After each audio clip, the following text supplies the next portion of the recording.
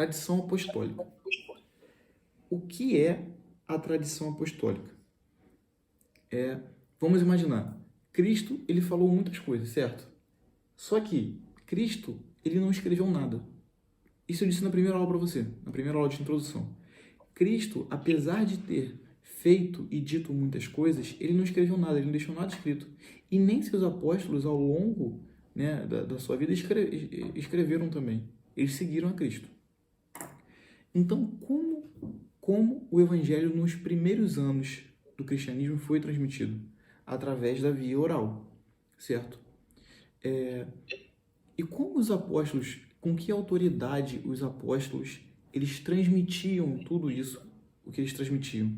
Com a autoridade que Cristo e o Espírito Santo os deu, certo? Então, a igreja acredita que existe um depósito da fé, um depósito fidei, certo? Que os apóstolos, eles tinham por si só, por serem responsáveis por transmitir aquela verdade, beleza? Só que isso acabou nos apóstolos? Não, isso não acaba nos apóstolos, certo?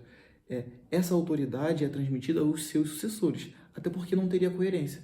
Se isso acabasse nos apóstolos, o cristianismo deveria acabar no primeiro século, depois da morte dos apóstolos, certo? Mas não, eles transmitiram essa autoridade que o próprio Cristo transmitiu a eles, a outras pessoas que ficaram responsáveis de transmitir a verdade do Evangelho. Vamos lá. Só que ainda no primeiro século, alguns livros foram escritos, certo? E esses livros, hoje em dia, compõem a Bíblia. De alguma maneira, eu vou explicar isso mais à frente, como foi composto, como foram escolhidos esses livros. O Catecismo vai dizer: a pregação apostólica, que é expressa de modo especial nos livros inspirados, devia conservar por uma sucessão contínua até a consumação dos tempos. Essa transmissão viva se chama tradição. Ou seja, essa transmissão até os fins dos tempos do Evangelho de Cristo, através dos apóstolos e seus sucessores, é justamente isso, entendeu, Álvaro? É a tradição. Então, a gente parte para a segunda parte, que é: qual é a relação da tradição com a Escritura? Vamos parar para pensar.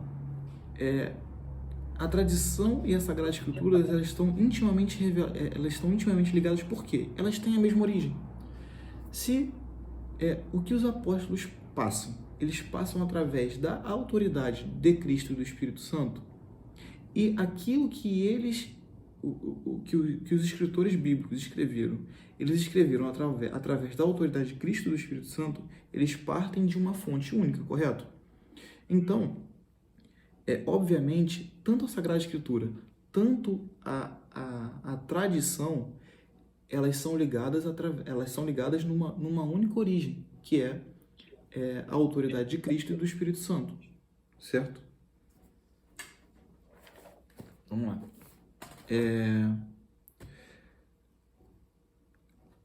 Aí o Catecismo vai dizer sobre a tradição. A Sagrada Tradição, por sua vez, conserva a palavra de Deus, confiada por Cristo, Senhor, e pelo Espírito Santo aos apóstolos.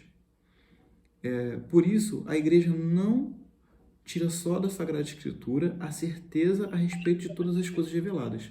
Ou seja, diferente dos protestantes, a Igreja Católica não acredita na sola Escritura. O que é a sola Escritura? Confiar apenas na Bíblia. Porque isso é uma incoerência.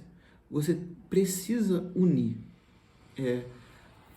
a tradição ao que está escrito, para que você possa ter uma verdade fidedigna. Toda verdade é fidedigna, né? Mas você ter uma transmissão daquilo que foi dito de forma fidedigna. Então você precisa da tradição. E não só da tradição, você precisa da autoridade que foi transmitida, ou seja, do magistério. O magistério da igreja é justamente a autoridade confiada aos apóstolos. São essas pessoas, sabe? Que a igreja confia essa autoridade, que Cristo confiou a autoridade. Então, juntando a tradição que é transmitida por eles, a autoridade que eles têm, mais a Escritura, nós temos o tripé da igreja, que é a tradição, o magistério e a escritura. Essas três coisas nos dá a certeza que a igreja nunca vai falir na transmissão da verdade.